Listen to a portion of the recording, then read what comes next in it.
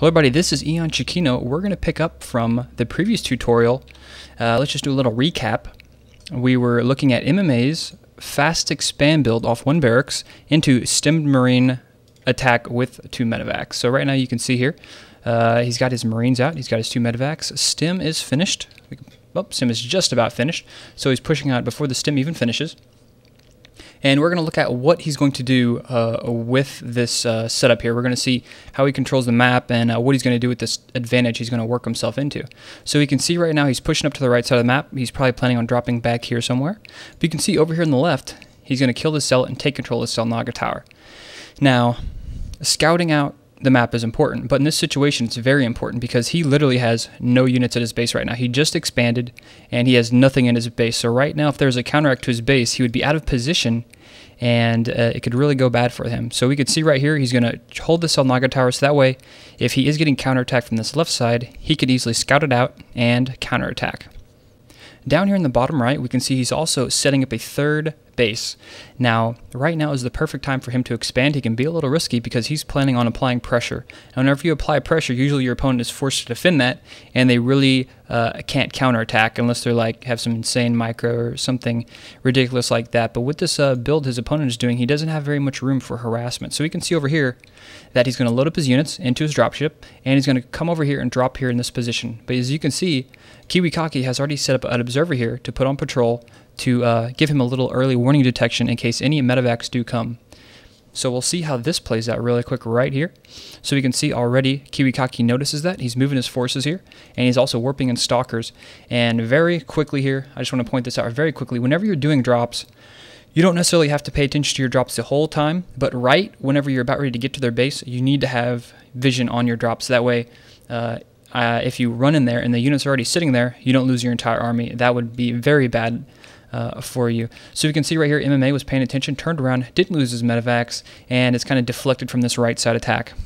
So even though his attack didn't really do anything, it forced his opponent to like play defensive. Right now, Kiwikaki's playing defensive, and that just lets MMA, like I said earlier, set up an expansion down here at the bottom, you know, pretty much free. And consistently, MMAs keep trying to control this left Selnaga Tower. Send another Marauder over here, going to kill that zealot, and just hold on to this Selnaga Tower. He wants to hold this tower to make sure he's not going to get counterattacked, because if he does, he either needs to run in his base, try and do a base race, or fall back. And you can see right now, he's falling back because he knows the right side of the base is pretty much defended and scouted from.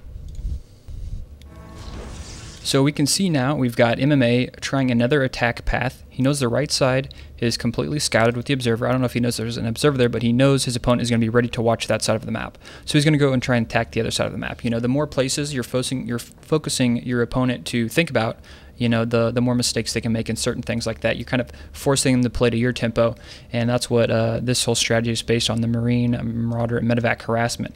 So we can see over here he's going to go for an attack, and let's just watch how he plays this. He's going to come up here, kill a zealot, stem just one Marine, coming for a little bit of a scout to see what type of army he's up against. So he's got some really good scouting information there, and he's aware of the composition he's up against. He saw the Colossus, and he saw how much like mining was being done. You can click on the minerals and see how long they've been mining there, so that's valuable information. But now he's over here in this position, and I don't know if Kiwikaki actually saw that, but MMA's over here in this position, so that's going to just make Kiwikaki trying to think, okay, where's he going to attack me from? Left, right, and whenever you're focusing on defense, you're less focused on offense, and that's the whole deal with this faster third expansion. MMA is going to have this expansion down here, going to be able to transfer it, and his expansion is going to be up a lot sooner than Kiwikaki's. So let's look at the next phase of MMA's build. Now, we saw him try to do a little bit of early harass drops, and Kiwikaki did a really good job of deflecting that, but MMA still used the drops as scouting information, stemming in one Marine, just having a look-see. Now we're going to see what his next transition was. We saw here that after he made the first 2 Medivacs, actually he just made one more, but he made just a few, he initially started making a lot of Vikings because he knows from the scouting that his opponent was going a lot of Colossus. So these Vikings are going to play very well into his hands here. Now we saw here a really huge transition into Marauders and Marines, as we can see back here. Mostly tech labs and just one barracks here, but at the beginning he built up a really large Marine number initially, and then he kind of transitioned into Marauders. So initially we saw Medivacs, Marines, and then we saw a transition into Marauders and Vikings. So the final third step of this play was adding just a couple ghosts for some EMPs. You can see right here he's got 2 ghosts, enough for 2 EMPs on each one, and we'll just see how this this combination of units plays out in this battle. You can see he's doing a really nice split. He's putting his Vikings over in the open area. That way he doesn't have to worry about Blink Stalkers getting a good position on him.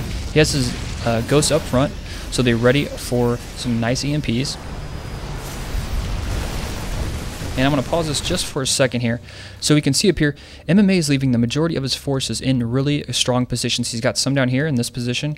He has some in the back here, and he's only pushing forward with just a couple Marines just to harass a little bit. This is just kind of instigating your opponent to come and attack you, which is what he wants to have happen. He wants to have this position here. He wants to have the really nice concave, and he's forcing Kiwikaki to have to attack into him. So we'll see what's going to happen here. Watch these ghosts. They're going to come up. Boom. Huge EMPs. Look at this. There's like... You can just see the amount of zealots and sentries. I don't think he's a single sentry with energy left. So there's going to be 0 force fields. These zealots can have much less total life. And those EMPs were just huge right there. So we'll watch the rest of this fight play out. See the forces down here in the bottom get tons of free hits. And just microing back here on the left side. Vikings picking off all the Colossus. Just pulling Kiwikaki right into a choke point. MMA just with some decent micro and just 3 Medivacs cleans that up with no problem whatsoever. So we're going to jump into the second game versus Kiwikaki and MMA, and we're going to go a little bit more into the actual what happens whenever you start doing a lot of drops and actually start killing probes and stuff like that. So let's look here at game 2. We see once again MMA, 2 Medivacs full of Marines, Marauders, mostly Marines. At the same time, he's setting up his 3rd expansion down here completely safe because he knows if his opponent tries to attack, kill the expansion, he's going to get severely hurt. He's going to lose so many probes, and trading 1 being built expansion for a lot of probes is a good trade for the Terran player.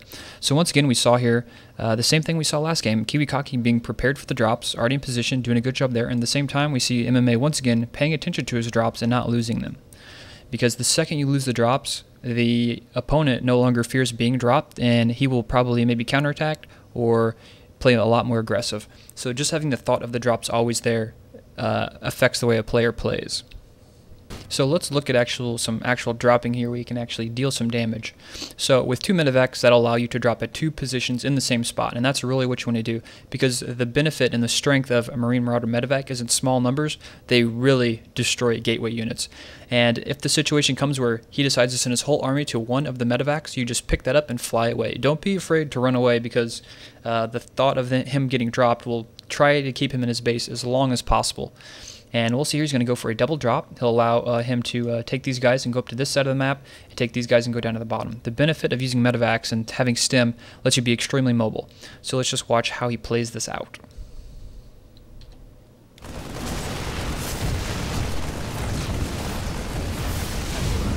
And right there, he killed like, what was that? Let me check the worker killed count here. Killed a couple workers. He killed 6 workers right there, and then he just flew away. He knows he's going to get a lot of damage on him. He doesn't want to take damage. Killing 6 workers and then flying away does a lot of damage. You don't lose anything, and that's a net gain. Now you can see up here at the same time he's attacking in this top position, and there's no units up there to defend, so he keeps this alive, takes no damage, and he's up here. He's going to continue the attack, kill a pylon, deactivate those 2 gateways, and then come here, kill some more workers. And then quickly, once he feels that there is no chance of him dealing any more damage effectively, he just flies away. So he's just going to hang out over here on the left. He knows his opponent doesn't have any flying units, so he's safe over there. He can just hang out there. And if he notices his opponent is going to go for a counterattack, he can easily, quickly go into his opponent's base, do some drops, and deal a lot of economic damage, which will essentially put the Protoss player all in at that point. So right now, we're at near the end of the game where we saw last game, we saw him have his combination of a massive amount of Vikings, just a handful of Medivacs, and Marauders, Marines, and Ghosts. And he's going to go for an attack once he's close to being maxed. So you can see right here, he's attacking once again with about 4 Ghosts. Last time it was 2. And just quite a few Vikings, mostly Vikings, to deal with the Colossus, killing the Colossus extremely quickly, using the Ghosts to do EMP on the Zealots and Stalkers and Sentries, and then you just have a massive amount of Marauders from all of your Tech Lab barracks. You can see here he's got, what is this, 5 barracks 4 of them tech lab, 1 of them has a reactor. So we like last time, we saw a lot of Marines at the beginning, and then the transition into all Marauders. And we'll see once again how this fight just turns out really well in his favor.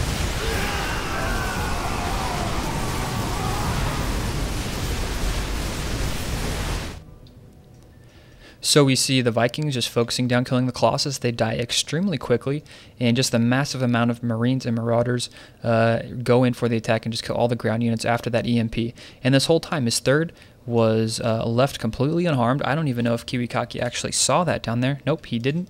Just the constant thought of Medivacs dropping in your base will keep the Protoss player in their base and force them to play defensive as opposed to playing aggressive and doing like maybe warp prism drops or something like that. So just the early harass, even if you don't kill anything, stops them from attacking your expansion. So you get an expansion, they don't, and if they do decide to push out, you drop on their base, kill a bunch of probes.